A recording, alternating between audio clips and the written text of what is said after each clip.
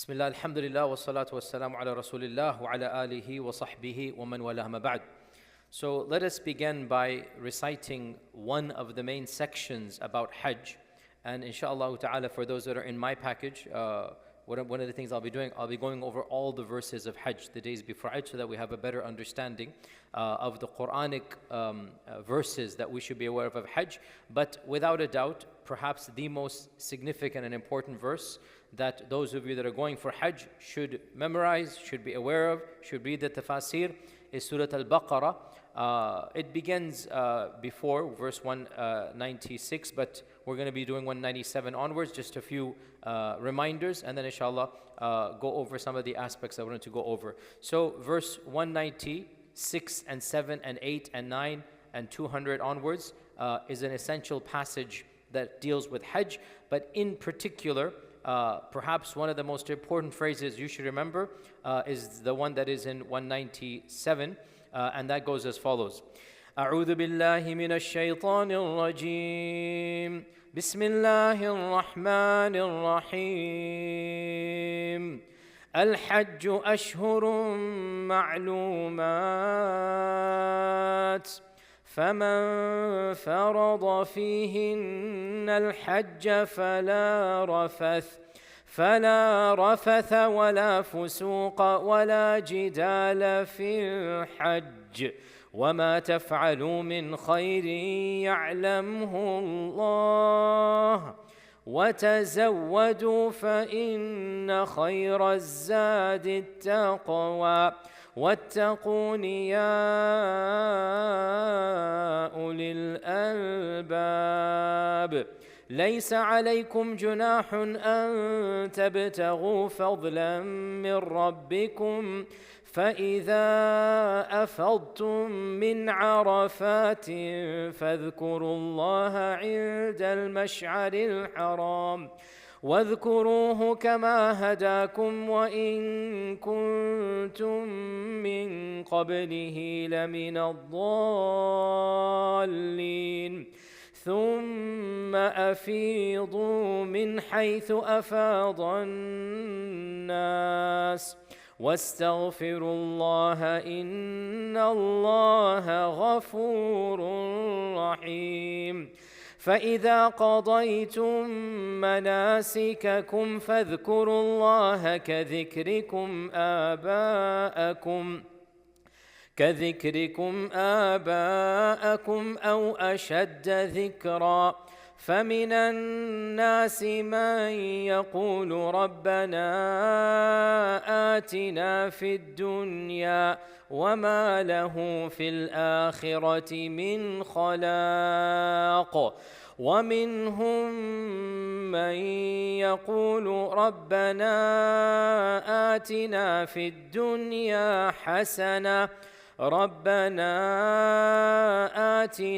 الدنيا حسنة وفي الآخرة حسنة وقنا عذاب النار أولئك لهم نصيب مما كسبوا والله سريع الحساب.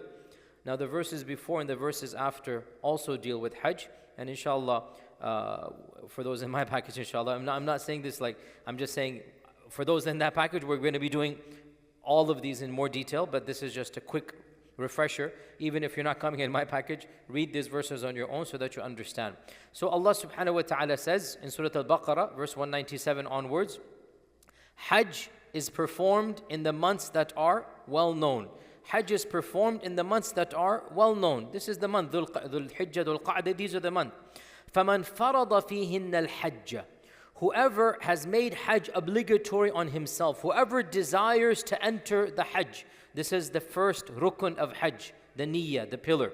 فَمَنْ فَرَضَ فِيهِنَّ الْحَجَّ Once you declare, لَبَّيْكَ اللَّهُمَّ لَبَّيْكَ Once you put on your ihram, once you are doing the rites of ihram and Hajj, فَمَنْ فَرَضَ فِيهِنَّ الْحَجَّ This, memorize it. فَلَا رَفَثَ وَلَا فُسُوقَ وَلَا جِدَالَ فِي الْحَجِّ Memorize this phrase, O Hujjaj. This is your slogan. This is your mantra. This is your creed by which you will live during the days of Hajj. فَلَا رَفَثَ, no obscenities. وَلَا فُسُوقَ, no sin. وَلَا جِدَالَ, no arguing. This is what Hajj is about. All the rest of your minute questions, leave them for the end. Live by this slogan. Live by this slogan. No obscenities, no vulgarities, no sin, no arguing. In these days of Hajj, control your anger, control your tongue, control your eyes. In these days of Hajj, have your best akhlaq. This is what Allah is saying, because you will be tested. Wallahi, you will be tested. You will be tested in ways you never thought you would be tested. Allah is testing you to see, can you live up to this verse? فَلَا رَفَثَ وَلَا فُسُوقَ وَلَا جِدَالَ فِي الْحَجِّ. Now, another phrase, memorize it. وَمَا تَفْعَلُ مِنْ خَيْرٍ يَعْلَمْهُ اللَّهُ. Any good that you do, Allah will know it. My philosophy of Hajj is stop asking the most minute questions about, can I wear this shoe? Can I wear this underwear? Can I wear this perfume? Leave 5% of your questions for that. 95%, these verses here. وَمَا تَفْعَلُ مِنْ خَيْرٍ يَعْلَمْهُ اللَّهُ. Whatever good you do, Allah will know and reward you. Find an opportunity to make somebody's Hajj easier. This is what Allah is telling you. وَمَا تَفْعَلُ مِنْ خَيْرٍ. Don't be selfish. You are physically fit. You are tired maybe 20%. The guy next to you is tired 90%. You are thirsty 10%. That Haji coming from Uzbekistan, he doesn't have water on him. Allah is saying, وَمَا تَفْعَلُ مِنْ خَيْرٍ يَعْلَمْهُ اللَّهُ. I want you to understand in the verses of Hajj, Allah is putting these phrases for you to understand the purpose of Hajj. My pet peeve, my complaint, 95% of the Hujjaj, their questions are not about the spirit of Hajj, the spirituality of Hajj, the reality of Hajj, and they become obsessed with the footnotes of Hajj. This is a problem that really betrays the fundamental misunderstanding of what Hajj is about. Understand, Hajj is a journey that Allah wants you to cleanse yourself, wants you to achieve. We're going to go on in these verses. The verses are full of dhikr, of istighfar, of Rabbana atina fid dunya hasana, dua. This is what Hajj is about. It's not about what sandal can I wear. 90% of the questions, they'll show me a sandal. Can I wear this chappal or not, right? This is frustrating because you're not understanding the reality of Hajj. When all you're worried about, you're searching the stores for that perfume-free fragrance. Have you searched your heart to cleanse it of all the filth in there? That is much more important when you go for Hajj. And these are in the verses here. وَمَا تَفْعَلُ مِنْ خَيْرٍ يَعْلَمْهُ اللَّهُ وَتَزَوَّدُوا. Prepare. Don't just walk in without a bag. Have a bag. Tazawwadu here means prepare for the journey. Make sure you have, your ihram that you need, your belt that you need. Have your lotions. But then what does Allah say? This is in the Quran. فَإِنَّ خَيْرَ الزَّادِ التَّقْوَى. Far more important than your suitcase is your taqwa. This is straight from the Quran. وَتَزَوَّدُوا. Prepare. Yes, go and pack your bag. But never forget, خَيْرَ الزَّادِ التَّقْوَى. Much more important than your physical bag. Much more important than your long list of minute questions. It is at-taqwa. It's right in the Quran. وَتَزَوَّدُوا فَإِنَّ خَيْرَ الزَّادِ التَّقْوَى وَاتَّقُونِي يَا أُولِي الْأَلْبَابِ. And always be conscious of me, O people of intelligence. I'm not going to go over every single verse today because obviously it would take much longer. Allah subhanahu wa ta'ala then says, that فَإِذَا أَفَضْتُ مِنْ عَرَفَاتٍ فَاذْكُرُوا اللَّهَ عِنْدَ الْمَشْعَرِ الْحَرَامِ وَاذْكُرُوهُ كَمَا هَدَاكُمْ. Notice how many times when you're traveling through Arafat, when you move on from Arafat, when you stay at Muzdalifah, do dhikr of Allah. Remember Allah like you used to remember your forefathers. Pause here. In the days of Jahiliyyah, when they finished Hajj in Mina, they would gather together and they would for 3 days remember the forefathers and their feats, their accomplishments, their wars. That was what Mina was about. Allah says, stop doing that. Like you used to remember your forefathers, remember Allah or even more. أو أشد ذكرى. So the purpose of Hajj, dhikr of Allah. This is what Hajj is about. Those 5 days in Mina, in Arafat, in Muzdalifah, Allah is mentioning dhikr and istighfar and taqwa and remembering Him. This is what you should put in mind. And then what does Allah say? Some people say, رَبَّنَا آتِنَا فِي الدُّنْيَا, and they will get nothing of the akhirah. That famous ayah, it's in the context of Hajj. And there are those who say, رَبَّنَا آتِنَا فِي الدُّنْيَا حَسَنَةً وَفِي الْآخِرَةِ حَسَنَةً وَقِنَا عَذَابَ النَّارِ. This famous dua that all of you know, it is smack in the middle of the verses pertaining to what? Hajj. Why? Why? Because the main goal of Hajj is dua. That is the fundamental pinnacle of Hajj.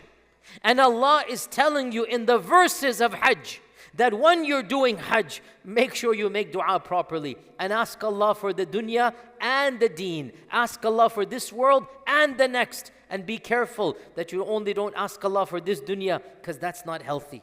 Go ahead and ask for this dunya, but also ask for the akhirah, and ask for hidayah, and ask for maghfirah. This famous ayah, رَبَّنَا آتِنَا فِي الدُّنْيَا حَسَنَةً, it occurs right in the middle of the verses of Hajj. Because Hajj is about dhikr and istighfar and dua. This is my point in bringing these verses. When you read these verses, you should have a paradigm shift. You should start looking at the broader picture that the Hajj is about the spiritual cleansing. It is about rediscovering and reconnecting with Allah subhanahu wa ta'ala. And it is about controlling your anger, your emotions, and constantly doing dhikr and istighfar and dua so that you come back a different person. Now, time is limited obviously. I wanted to give you a broad perspective of the way I view the reality of Hajj. There are 4 different facets, 4 different chapters that you need to master before you go for Hajj. 4 different areas you need to master. And each one of them will help you. But of course, when you're doing Hajj, these 4 become one. And by knowing the 4 separately, it helps you deal with each one separately. But of course, in the real world, sciences are not separate. We study physics, chemistry, biology in high school separately. In reality, the world is all 3 combined, as you know. Similarly, I'm going to give you 4 broad areas. And I want you to spend a few days in each one of them on your own. But then when you're doing Hajj, realize these 4 combine into one. Okay? So far, so clear? Everybody? Yeah? Okay. The first of these, completely separate topic. And I'm going to give you a reference or to look up. The first of these, the blessings of Hajj. This is one chapter you need to study on your own. Just the fada'il of Hajj. This is a chapter topic.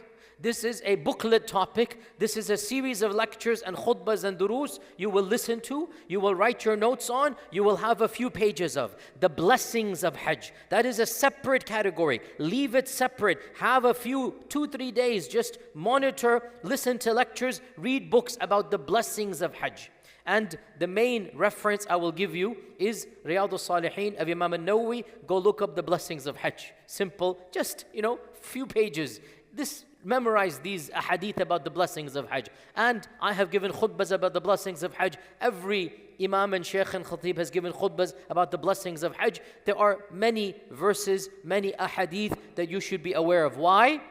Because this chapter will motivate you. This is the beginning of the 4. Because this chapter will cleanse your heart. This chapter will give you incentive. When you realize that. And again, so all of these 4, I don't have time to go into all of them, obviously in 1 hour. I'm just giving you the template, and I want you to fill in the template, right? I'm giving you the bird's eye view, then you go back home and write in more, and inshallah for those with my package, we're going to be doing all of these separately. And that's the whole point of the package that I do, is we go over each one of these in detail. The blessings of Hajj, and not just the overall blessings that whoever performs Hajj and doesn't commit a sin will return back as pure as the day his mother gave birth to him, but also specific blessings. The blessings of, for example, talbiyah.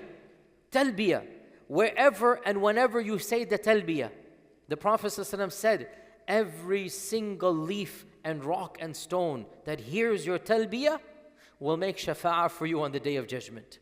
So when you're tired, when you're down, when you're feeling just exhausted, look around and you see that shrub over there, you see that sand over there, and then just eke out a talbiyah and say, Ya Allah, that grain of sand, I look forward to the day of judgment, that grain of sand will testify that I heard him even though he was tired. I heard her even though she was exhausted, yet she said the talbiyah wanting your reward. So these small blessings will motivate you. When you're physically exhausted, when you're tired, remember this, right? Know when you're throwing the jamarat, the blessings of that. Know the tawaf al-ifada, which is one of the pinnacles of Hajj, that when you perform tawaf al-ifada, that is the time, the Prophet ﷺ said, by the time he does ifada, when he leaves, he will be as clean as the day his mother gave birth to him. That actually happens not at Arafat, at ifada. Right? So ifada is that, so there are many mini pinnacles. There's many highlights of Hajj.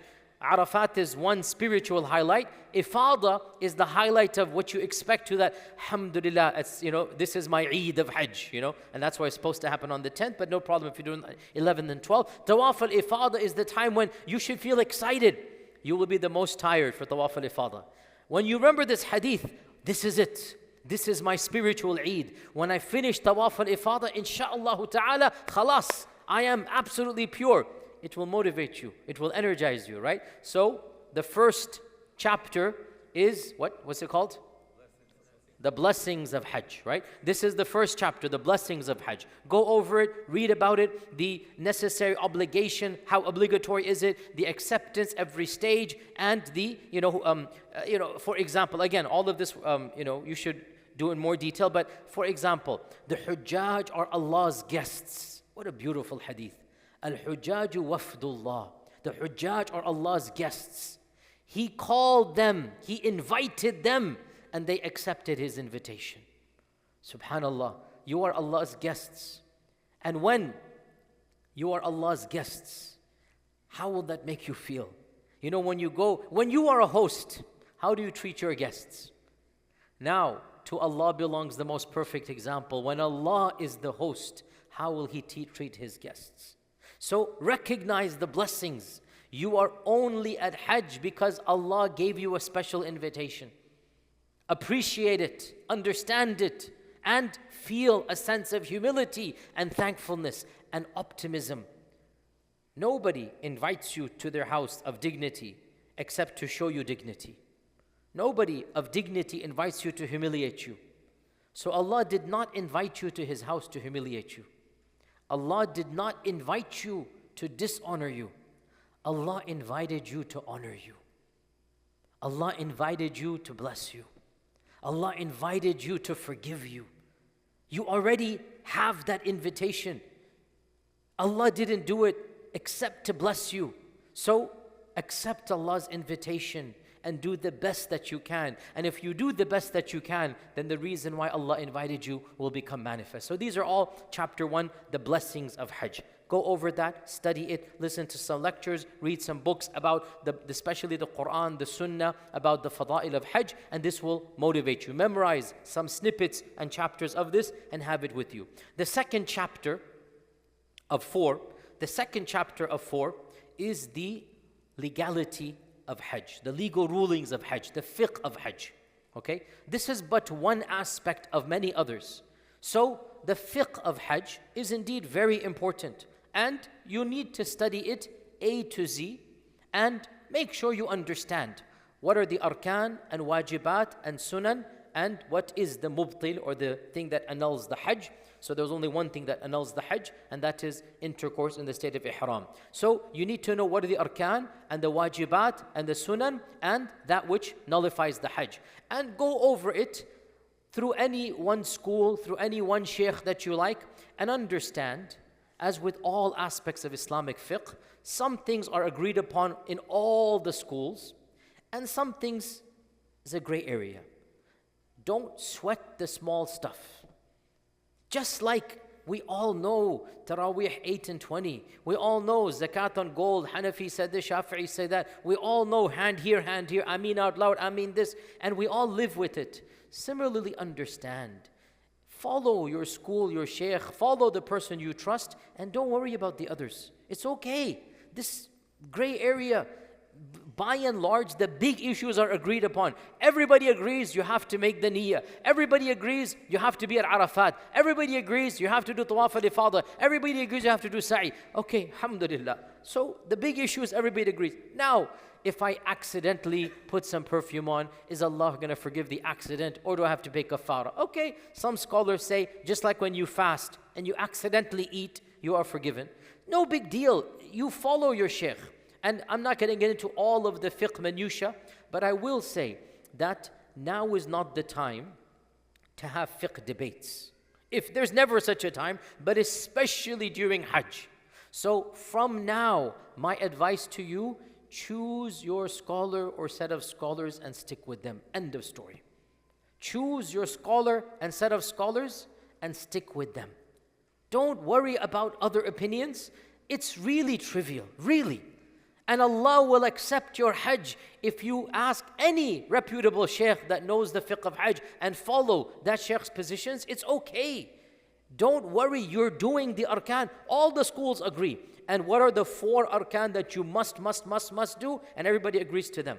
Number 1, so memorize the arkan. That's the one thing you need to memorize, because nobody can make up. If you don't do the arkan, then you are in trouble, right? There are 4 arkan of Hajj. Number 1, the verbal niyyah that, oh Allah, I'm doing Hajj, which can be expressed by labbaik. And everybody does that. By the way, these 4 arkan, if you are with any group, you will do them. I mean, it's impossible that you miss one of these rukuns. So don't even worry about it. But you should be aware.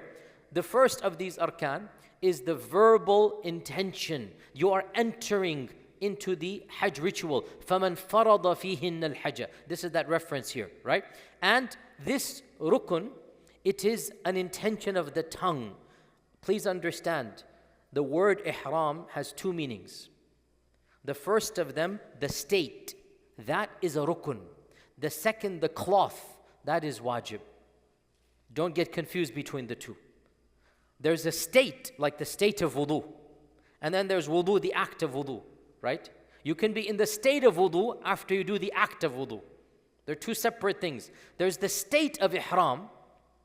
That state is entered by verbalizing.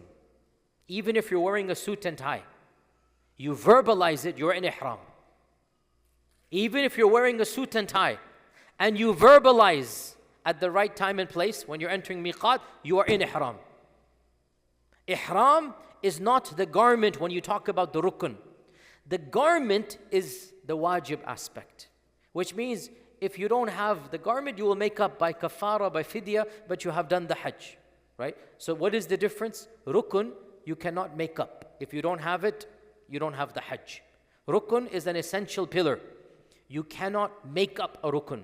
You have to do it. This is the most important. Next to it is wajib. And wajib means that you should do it. You must do it. But in case you didn't, you can make it up by a penalty, by a fidya, a kafara, a hadi, and your Hajj is still valid. Sunnah, you know what it is. It's good to do. If you don't do it, no penalty. And mubtil is breaking. And there's only one thing that nullifies the Hajj. Well, I mean, obviously, if you don't do the Hajj, that will be nullified too. But that's like, yeah, that's not. But one act, if you just stop doing a Hajj, I'm not doing Hajj. Well, obviously, that's another thing, right? But the one thing that will nullify your Hajj is conjugal relations, marital relations in the state of ihram.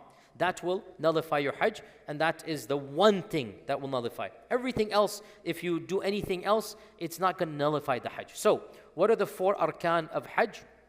Number 1, the announcement of ihram. It's called the niyyah. And if you say labbaik, this is the niyyah. And if you say, even in English, oh Allah, I intend to perform Hajj and Umrah, tamattu', this is the niyyah, right? And if you say, oh Allah, I'm performing, Hajj, whatever you say, labbaik Allahumma Hajj, labbaik Allahumma tamattu', labbaik, you just say it and you have the niyyah together, that is your entering the state of ihram. Now, 99% of the Hujjaj are doing Hajj tamattu'. You know all the difference, and that is whether you combine with the Umrah or not. If you combine Hajj and Umrah with one ihram, that is qiran. If you don't do any Umrah, and from, let's say, America, you landed on the 8th of Dhul Hijjah, and you straight did Hajj, this is called ifrad, fard, one, just unique. And 99% of the Hujjaj, and I think all of us here as well, we do tamattu', which means an umrah, then you get out of ihram, then you do hajj. This is tamattu' hajj, right? And that's the one that the default. In fact, in the time of the Prophet ﷺ, all of the Hujjaj did tamattu', but the Prophet ﷺ did qiran for other reasons besides what we do. But he told the people to do tamattu'. And he himself said, if I could go back, I would myself do tamattu'. So tamattu' is the default. That's what everybody as a default does. So tamattu', you do an umrah, just like any umrah, tawaf, sa'i, and then shave or trim, and that's it. You're out. Then on the 8th, wherever you are, that's why it's called tamattu'. Tamattu' means ease. It means enjoyment. Because you don't have to go outside Mecca to put your ihram on for the hajj. Because you've done it for the umrah. Is that clear? That's the whole point of tamattu'. You did that for the umrah. When you came in, the whole miqat, you did it when you entered. Once you have done the umrah, khalas, now you are mutamatti'. Now you can enjoy life. Everything is halal for you. You're not in ihram. There's no ihram now. And you go to Medina, you come back, you're staying in Mecca. You are now mutamatti'.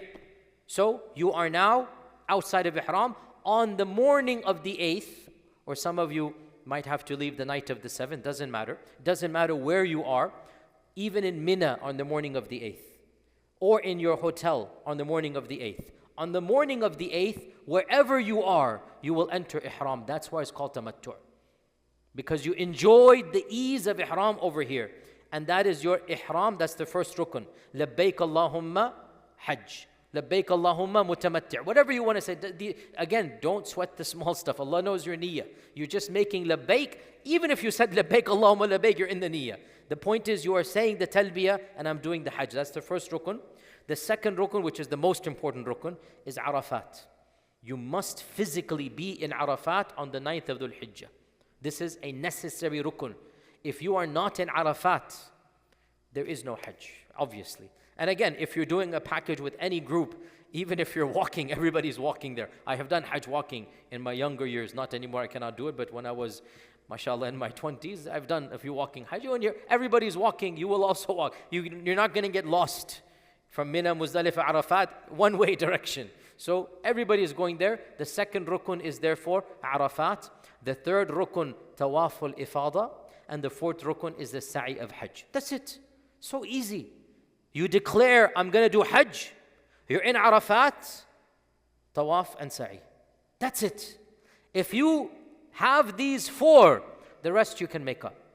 Now, as for the wajibat, depends on which school you follow, etc., etc. I don't want to go into all the details, but go and study with any shaykh or you listen to my lectures or anybody. Make sure you are wearing the ihram properly. This is a wajib, not a rukun. It will never break your hajj. If you do anything wrong, then it's you make kafara hadi, right? And the fiqh that I follow, the madhab I follow, anything done accidentally, Allah forgives you. If Allah is going to forgive Ramadan if you eat and drink, then how about if you accidentally use some soap, you didn't realize it? Trivial. Just don't worry about this. Don't let waswas of shaitan, OCD, spiritual OCD. It's a trivial thing. Don't become obsessed over it. You try your best. Accidentally, if some little thing came in, just wash your hand and that's it. Move on. Intentionally, if you did it, there's a kafara, you feed 6 people, and if you did it for medicinal purposes, there is no sin, and you still feed 6 people. Medicinal purposes. So you have a ointment that has a perfume. And again, I don't want to go into all of this, but if you ask me, brothers and sisters, we become spiritually OCD, waswasa, that we go to extremes when it comes to this issue. What is not allowed in ihram is to wear perfume, not to avoid smell.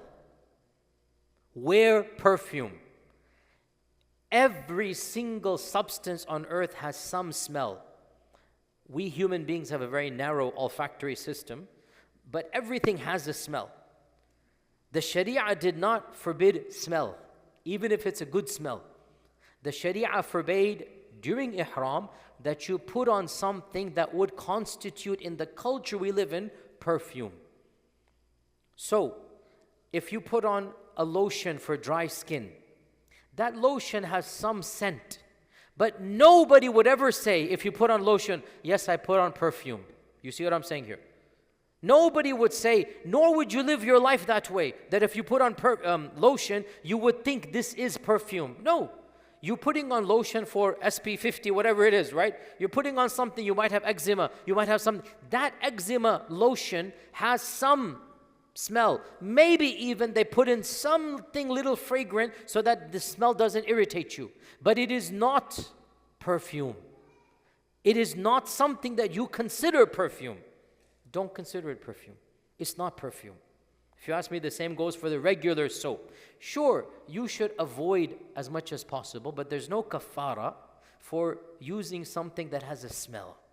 There will be kafara if you take your, Chanel number 5 for the sisters, or, Brut or something for the brothers. Yeah, why did you do that? You see the difference, right? You put some lotion, you're doing it because your skin is dry. You're not doing it for perfume. You put some eau de toilette, and that is perfume. There's a common sense difference. So don't make the Sharia more difficult, okay? And so anyway, my point is, keep it simple. Follow your Shaykh, your group that you follow. But I do have one request. Take it or leave it. And that is, the Shaykh that you go to for fatwa, make sure that Shaykh has performed at least 3 to 5 Hajj himself. And I speak from experience. Because those shuyukh who have never performed Hajj ever, and they memorize the books, you find them to be the most unreasonable.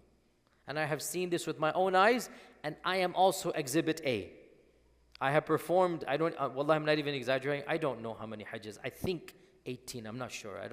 I've lost count of them. But I myself, in your younger years, you read a book written 1,000 years ago, khalas, this is the haqq. And our scholars who live there and do Hajj regularly are more lenient than some 20-year-old kid who's a first-year student in Islamic studies. He reads, the Shaykh 1,000 years ago said this. Ya akhi, the people who do Hajj are more qualified than those who don't do Hajj. And we find, and I have found, and I know because I studied there, the regular scholars who do Hajj give the more realistic and practical fatwa, not because they want to water Islam down, but because Islam is meant to be something that doesn't kill you. Frankly, Islam is meant to be something that preserves your life. And the more you do Hajj and you see the dangers, the more you realize the Sharia is not that strict. So my gentle advice to you, when you find your Shaykh or scholars, just make sure this is a Shaykh that has done Hajj a few times. Because automatically, those that do Hajj a few times, they become a bit more reasonable. That's my only advice to you. Obviously, for those that are coming with me or you want to ask me, no problem. I will tell you overall the basic wajib, but not exhaustive, but the main ones you should be aware of is that wearing ihram and putting all of the mahdhurat or the forbidden things of ihram. This is something that needs to be done. The 8th of Dhul Hijjah, which is the day of Mina, that full day, no scholar said it is wajib. It is sunnah. And it is meant to put you in the mode, put you in the spirit. That full day is preparatory. It's like the jogging before the marathon. Okay? If you are sick, you have a high fever, there are people that are on ventilators and they're going for Hajj, they don't do Mina. They have a special Hajj, they just go straight to Arafat. Okay? So if for whatever reason you cannot do Mina, there's no kafara. None of the madhab say this. It is wajib to remain in Muzdalifah until Maghrib. It is rukun to be in Muzdalifah at any time. If you were to leave before Maghrib, your Hajj is valid, but you have to pay a hadi. So understand the rukun and the wajib. The rukun, you are in Arafat at some point of the day. Wajib, you extend it to Maghrib. Is that clear? Right? Staying to Maghrib is wajib. And if you leave before Maghrib, you have committed an infraction that needs a hadi. So this is wajib to stay until Maghrib. Muzdalifah is another wajib. And here we have 2 options in Muzdalifah. I'm going this very quickly. 2 options. Option A, the Prophet ﷺ allowed the sick and the elderly and those that were in charge of the logistics of Hajj, those that have to set the tents, those that have to bring water, sick, elderly, and those that have to perform the logistics of Hajj, to leave Muzdalifah in the middle of the night. Now, Salama was neither sick nor elderly. Salama, she was a woman of large stature, and so she walked slowly. So she said, Ya Rasulullah, can I join? He said, sure, go ahead and join. What does this show? It shows anybody with the slightest excuse may leave Muzdalifah in the middle of the night. What is a slight excuse? You have a child with you. You are normal, but you have a child with you. You have an elderly parent. Your spouse has a fever. You don't want to send your spouse alone. You are fine. She has the full excuse. You also have the excuse. So in Muzdalifah, anybody with a slight excuse, something that is awkward or a nuisance, right? You may leave in the middle of the night. So middle of the night means from Maghrib to Fajr, do the middle, and after that, without any penalty, no kafara. But if you have no excuse, you should stay until Fajr. Is that clear? You stay until Fajr. And you pray Fajr in Muzdalifah, and from Muzdalifah, then you go to Mina. And on Mina, on the 10th, so by the way, those who go in the middle of the night, they may do the Rami as soon as they get there. That's the whole point. The whole purpose of sending them early is what? You do when there's no crowd. So the whole point of you sending early, they go early, they do the Rami. And of course on the 10th, you only do the large Rami. By the way, the picking of the stones can be done anywhere. Muzdalifah is convenient because Muzdalifah is full of pebbles. But Muzdalifah is not some sacred land for the pebbles. You can pick pebbles from your backyard, no problem, right here in Plano. You can pick pebbles and it would count just as much.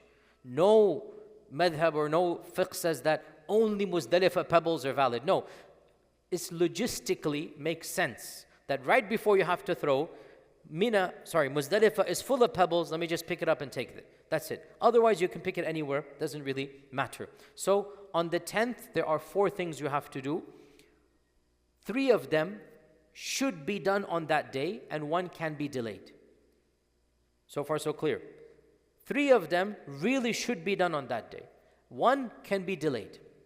The 3 that really should be done, the sunnah is to do them in a particular order, but you may do them in any order without any penalty, because on that day, multiple people came to the Prophet and they said, Ya Rasulullah, I did 2 before 1, I did 3 before 4, I did it. And every time somebody came, he said, no problem. So the tartib is not wajib. Tartib is not wajib. But there is a sunnah tartib. The sunnah tartib, number 1, you do the rami. Number 2, you do the halq. Number 3, you do the qurbani, udhiyah. Number 4, you do the tawaf al-ifada. These are the 4 things. The tawaf al-ifada can be delayed. Doesn't have to be done on the 10th. So this leaves 3. The udhiyah, nobody does it anymore. You just pay somebody to do it. So this leaves how much? 2 now. And therefore, 2 things. 1, you do them. The 3rd will be done because udhiyah you've done. So basically, when you do 2 of these 4, you are out of the state of minor ihram. You may take a ghusl, wear new clothes, put on your perfume, and you are, the only thing that is not allowed is conjugal relations with your spouse, and that will be allowed technically after tawaf al-ifada, right? So tawaf al-ifada is what makes you completely outside of the state of ihram. Until you tawaf al-ifada, then you can get out of the mahdurat of ihram, the clothing issues. Only the conjugal relation is left. So the rami and the halq will be done on the 10th. The udhiyah, you pay money, somebody has done it. The tawaf al-ifada, it is up to you and your group. Many people will go on the evening of the 10th, and that's great. Others will go morning of the 11th, evening of the 11th. Some people might even delay it until they leave Hajj. And that is permissible. I wouldn't advise it unless you're sick, because the sunnah is to do ifada and another one tawaf al-wada', but it's up to you. If you want to do it, it's fine. And especially for those that are sick, very useful. And for ladies in their monthly cycle, they might have to delay to the very end, so then that's not a problem as well. They can also do that. But Tawaf al-Ifadah has no end time. It is the end of your journey. Tawaf al-Ifadah, the beginning time is when you leave Muzdalifah. As soon as you leave Muzdalifah, Tawaf al-Ifadah can begin, and then it ends with your departure from Hajj, okay? So these are the wajibat on the 10th. Then the next wajibat is spending at least half the night of the 10th and the 11th in Mina. At least half the night. It is sunnah to spend the full night. It is sunnah to spend most of the day in Mina. But it is not wajib. It is not wajib to spend the days in Mina. It is not wajib to spend the full night in Mina. It is sunnah to spend the full night, but if you spend the majority of the night, you have done what is required of you. Now, this does not apply for Tawaf al-Ifadah. If you leave Mina for Tawaf al-Ifadah, there's no penalty, because Tawaf al-Ifadah is rukun, and staying in Mina is a wajib. Rukun is higher than wajib. So if you leave Mina at 8 p.m. and you only come back at Fajr, no penalty, because you are engaged in Tawaf al-Ifadah. There's no sin in that. Okay? So leaving Mina for Tawaf al-Ifadah, no penalty. Leaving Mina because you're tired and you want to go to your hotel or whatever, there's a penalty. But if you were to spend most of the night, you have done aqall al-wajib, that is permissible for you. And if you spend more, it is better for you. The days of Mina, all you need to do is to do the rami of the jamarat, all three of them. Now, listen to me carefully. And I'm not trying to brag or boast, astaghfirullah, but because I lived there and because I did Hajj so often, I have read dozens of classical and pre-modern and modern books about these issues. So when I tell you my opinion, I can assure you it's not just 5 minutes of research. I have spent decades doing Hajj and researching these issues, and I know the positions back and forth, so take it or leave it. So listen to me, my humble opinion that I have. The timing of Jamarat is a very hot, contested issue amongst the scholars. There's a lot of back and forth. That's why I spent years studying it, because people love to debate. So I'll give you my summary. The timing of the Jamarat on the 11th and 12th. As for the 10th, the timing of Jamarat begins when you leave Muzdalifah, and it ends at Maghrib. Clear? 10th is easy. 11th and 12th. The position that I follow after years of research, really, there are sunnah timings and there are jaiz timings. Sunnah timing and jaiz timing. Just like I believe Salat al-Isha has sunnah timing and jaiz timing. Sunnah of Salat al-Isha is from the beginning until the middle of the night. Jaiz from the middle of the night until Salat al-Fajr. It's not good, but if you were to pray, you have prayed Isha and there's no penalty. It's not qada. You understand? If you pray Isha at 3 a.m., you have not done good, but you have not done sin. And you have done what is obligatory, and there's no qada and there's no penalty on you. Okay? Sunnah timing of the rami from dhuhr until maghrib. Dhuhr to maghrib. On the, what days, guys? 11th and 12th. Jaiz timings on both days. Fajr until the next Fajr. Fajr until the next Fajr. But for the 12th, if you stay after Maghrib, what must you do? Spend the night to the 13th. So the Rami is jaiz, but then you have obligated on yourself a third day. So the jaiz Rami, and we know this because in the hadith in Tirmidhi, a man came and said, Ya Rasulullah, I got busy, I could only do Rami ba'd al-maghrib fil layl. He literally asked on the 11th. And the Prophet said, no problem, la haraj. He literally said, la haraj. This indicates that if for any reason you weren't able to do Rami by Maghrib time, and you did it after Maghrib, it is considered to be jaiz. And this is especially useful if you have somebody elderly in a wheelchair. I mean, this is the most difficult time of Hajj. In terms of logistics and crowd and rush, this is very difficult. So if you have a child with you, if you have a pregnant lady, if you have an elderly person, or you don't know, you might have a fever. Guys, I'll be honest with you, last year, because the temperature was 100 something, I got into a fever. It was a very difficult Hajj for me, the first time in my life. And I'm not embarrassed to say this because Allah is not wanting us to. The first time in my life, I had to give my stones to somebody and say, here, you do Rami for me. I couldn't go, I was in bed, literally with a fever. The Sharia is not asking you to, go crazy on yourself. I could not go, and one day I came late and I did it, no problem. And one day I had to give to somebody. So you don't know how you're going to be. It's okay if you have to give somebody or whatever. The point is that you may do the Hajj, you may do the Rami, basically from the Fajr, and that includes on the 12th, yes, from the Fajr, up until the next day's Fajr. But if it's the 12th, then you need to do it by Maghrib, or else you have to stay the 13th, okay? And then the Tawaf al-Wada' is wajib for all the men. And for the women, it is wajib if they haven't started their monthly cycle. And if they start their monthly cycle and they've done ifadah, there is no penalty and they leave. So wada' is dropped from them. So this is the second chapter. I'm going to quickly finish up. There's a lot I have to do. I didn't realize the time. The second chapter is the fiqh of Hajj. The third chapter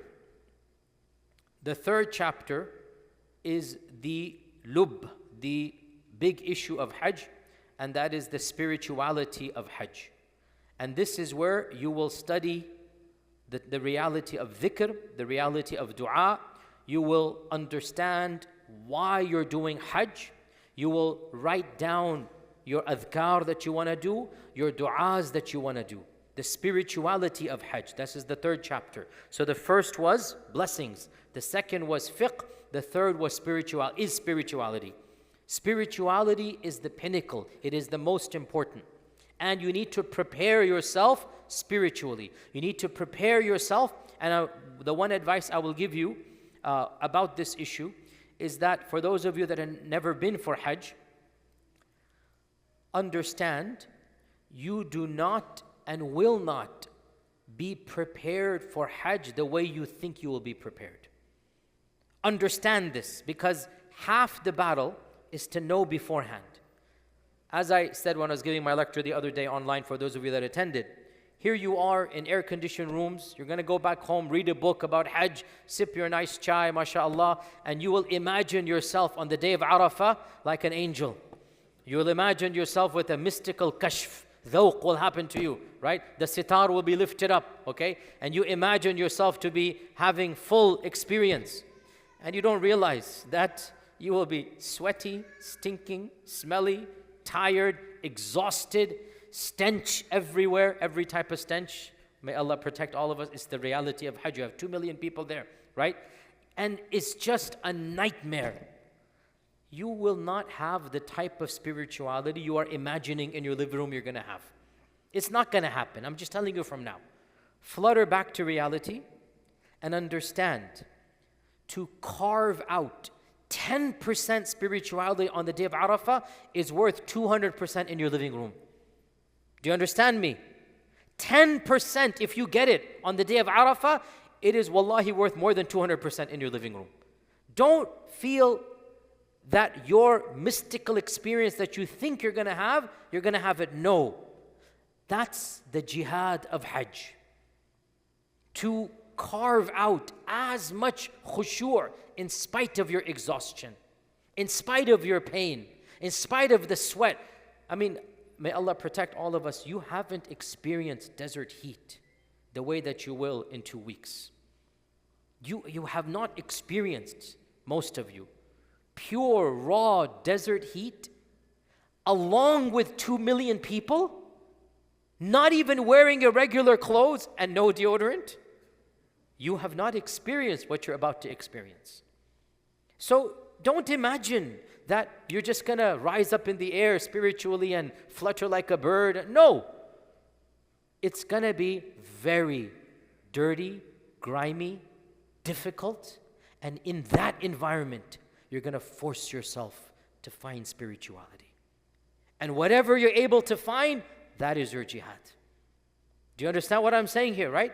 Flutter to reality. This is spirit. And on that day, one of your acts of worship, you're going to walk around, see how can I make somebody else's Hajj better.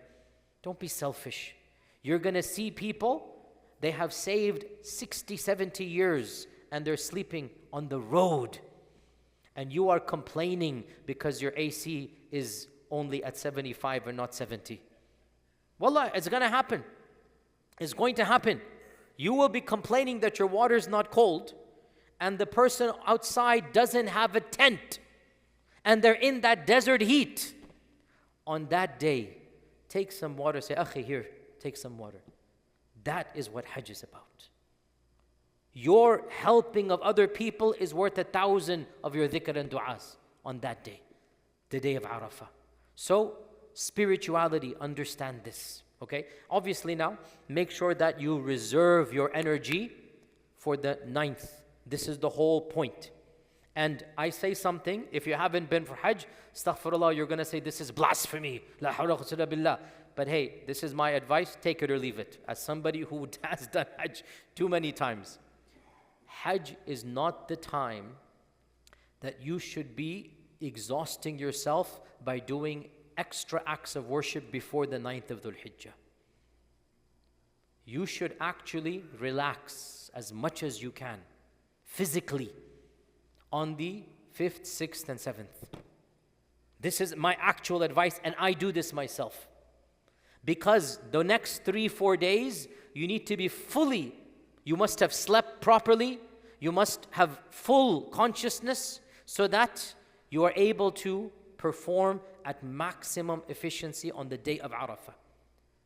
This is not the time to go do extra tawaf in the haram. That go off season. This is not the time to squeeze in some more umrahs. People think that, no, go off season and do as much as you want. Now, after you've done your tawaf and sa'i of umrah, khalas, come back and now dhikr, study, do some mental preparation, make sure you're doing all the stuff you need to do, and then bismillah, prepare yourself for the 9th. And of course, on the 9th, make sure that you pace yourself. This is again very important. The peak spirituality on the 9th should be after Asr until Maghrib. I repeat, peak spirituality. And this is another point, because we are human beings, guys. You cannot do dhikr and Quran and dua non-stop for 8 hours. It's not possible. If you think you can, just try doing it right here and now for 1 hour. You're not going to be able, in AC, you're not going to be able to do it. Imagine in the heat of Arafah, the sweat of Arafah, the stench, the tiredness, you're jam-packed like sardines. Literally, you have a space right next to you, right now. Somebody coughs, the whole tent is going to hear. You think you're going to find khushu' over there? So you have to try your best and then save your spirituality as much as you can for that last hour and a half, 2 hours from the Asr time up until Maghrib time. Okay, so this is my 3rd chapter, and that is the chapter of what? Spirituality. 4th and final chapter, and very few people talk about this. And that is logistical advice. Logistical advice. Tips, perks, the insider scoop. Only those that have done Hajj multiple times can give you the list of logistical advice. What you should do to make your Hajj logistically easier. Now, logistical advice, some of it is generic and some of it is group specific. Your group is going to give you specific advice. Generic logistical advice, generic. Everybody says it, but during the days of Hajj, hardly anybody follows it. Eat as little as you can. Cut back on the heavy grease and stuff. The chawal and biryani, you don't need it at that time. Healthy food, light food. Cleanse your system. Believe me, you don't want to go number 2. Believe me, I'm sorry to be blunt, but you just don't. Minimize. You just don't want to stand in line. Logistical advice. Mina, bathrooms, 1.5 hours minimum. Minimum, 1.5 hours. Do you want to spend 3-4 hours going to the bathroom twice? That's Mina for you. So be logistical. Now the problem comes, it's summer. So you must be drinking. So drink, go ahead. But food, be wise. Okay? And that's why pack healthy snacks. And if the buffet comes, take 2-3 items that are healthy, bananas, whatever, and a little bit of food, and the rest you have with your snacks that you need. Logistical advice, water bottle. Make sure you have a water bottle at all times. Logistical advice, tablets for dehydration, very important. And study or read the letter or whatever, how many times you should take it, and what is the best way, your salt needs to be replenished. Logistical advice, have a umbrella. Believe me, 110 degrees Fahrenheit in the heat of Mecca, la hawla quwwata billah, and you're going to be walking 40-50 minutes. It is not a nice thing. So logistical advice, have an umbrella and make sure. Logistical advice, and I'm not saying this so that you can use TikTok. Make sure your phones are charged and you have backup battery. I'm not saying this for TikTok. Phones are lifelines. If you get lost, that phone will be, call somebody, WhatsApp somebody. So not for TikTok, not for Facebook, but lifeline. So have a battery pack that will charge your phone, right? Put your phone on energy save mode. Do not, I don't need to tell you this, but wallahi, mark my words, on the day of Arafah, you will see people scrolling through Facebook and TikTok. Don't be amongst them, please. Okay, you will see people, you don't be amongst them. So don't have the battery of your phone for this, but you need it because you might not find a plug for 2 days. Or everybody's using it and you can't plug it in, next thing you know, you have to leave. So have a battery pack, right? You know, the power thing. And use your phone wisely and make sure it is charged, because on the 8th and the 9th and the 10th, if you get lost, that will be a lifesaver for you. You will text somebody, find somebody, and whatnot. Logistical advice. Logistical advice. Memorize your tent in Mina. Write that number down. And on the 8th, when things are a little bit good for you, take a walk around. Look at the map. There are maps everywhere. And now, this is a natural talent. Some people, they see a map, they memorize it. Other people, even if they have the map in front of them, they don't know. So if you have the talent, make sure. Otherwise, at least remember the number. At least remember your tent number and your tent location. Why? Because there are Boy Scouts everywhere. They have the Boy Scout uniform, right? There are Boy Scouts everywhere in Hajj. Youth, high school. You will go to those Boy Scouts, you will say, I am lost, this is my tent number. And they will start directly, go there, go there. So make sure you have your tent number on the 8th, because worst case scenario, if you get lost, everybody's walking Mina, Arafat, Muzdalifah, you will find your way back to the tent in Mina. That's the main point. Logistical advice, make sure that you always have some snacks in your backpack. Your backpack. Yes, backpack. Do not take a heavy backpack. You're not going camping in the wilderness. There's water everywhere and there's food. Have a light backpack that has the essentials for 2 days. So some snacks, some, the cell charger, whatever, just light backpack that you need, not too heavy. And the water bottle, super important. Make sure you have the water bottle everywhere. Also, make sure that you have cash on you, because there's food everywhere. Worst case scenario, you will get free food, but why would you want to, buy some food? There are going to be stalls, going to be water. Alhamdulillah, there's free water everywhere. But why not, in case you need it, have some cash with you? 100 riyals, 200 riyals is enough. That is enough to get by. And logistical advice as well is that even when you're going to Mecca and Medina, do not have heavy suitcases. You're not going for shopping. The lightest you have, 2-3 thobes for the brothers, few garments for the sisters, the rest just wash over there. There is washing machine available. Even a heavy suitcase for Makkah, Medina, it's a logistical hassle to carry. If you can get by. If not, then khalas, leave the heavy suitcase in the hotel. But definitely for Mina and Arafat, the lighter you pack, the better it is. Now, a lot of you will have a carry-on. You will leave that in Mina, right? I get it, that's fine. I try to have even less than that. But people are different. Realize protection in Mina, guards in Mina are not, things happen. Realize that. people are people wherever they are. But overall, alhamdulillah, it's not that common, but it is possible. It is possible. So logistical advice, travel lightly, pack lightly. The backpack you should have, most packages will give you a mattress and a pillow and a blanket from Muzdalifah. So find out. If your package will give you that, then you don't even have to have that with you. So it's just a matter of, some personal food and drink and, hydration and tablets, medicine. Final logistical advice, medicine. Make sure you always have your medicine on you. Asthma or any type of blood pressure or something of this nature, you must be carrying it with you at all times in case anything happens. Final logistical advice, have some type of ID on you. I know it's a bit morbid, but you need to have this, right? Some type of ID on you, not your passport, okay? You don't want your passport in Mina Muzdalifah, but something on your persona. You get the point. I don't want to be too explicit. You should have some type of ID and a phone number. That a piece of paper that you put in your belongings, in your carry-on, not carry-on, what do you call it, the pouch? Make sure you have some type of ID in this so that, if need be, it is something for you there. So, to conclude, 4 different areas. Number 1, the blessings of Hajj.